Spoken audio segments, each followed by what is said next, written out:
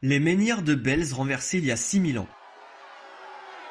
La colonne Vendôme détruite durant la Commune de Paris en 1871. Les statues des tsars déboulonnées au cours de la Révolution russe.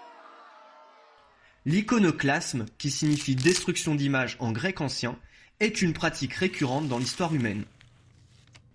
La mort de George Floyd en mai 2020 a relancé les attaques de statues dans de nombreux pays et exprimé au grand jour une blessure encore ouverte sur le racisme quotidien subi par la communauté noire.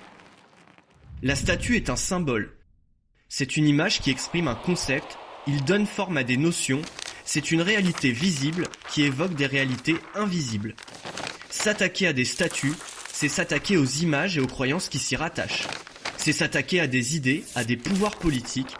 C'est la marque d'une mutation dans la façon de penser et de concevoir le monde. Tout comme nos opinions sont façonnées par nos expériences et évoluent tout au long de notre vie, les mœurs d'une société varient au cours de son histoire. Lorsqu'une idée devient assez mature pour être exprimée physiquement, lorsque l'opinion devient conviction, les actes iconoclastes populaires et spontanés reprennent.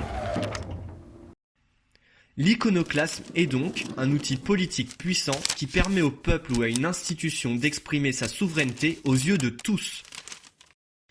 D'un point de vue sociologique, il nous permet de suivre visuellement le processus de mutation des mœurs d'une société. Les mentalités changent et ne sont pas immuables. Nous pouvons donc naturellement nous demander quelles seront les problématiques éthiques de demain. Peut-être que dans quelques années, il sera communément admis que la nourriture d'origine animale soit proscrite. Quels problèmes éthiques vont soulever l'émergence du transhumanisme ou de l'intelligence artificielle ?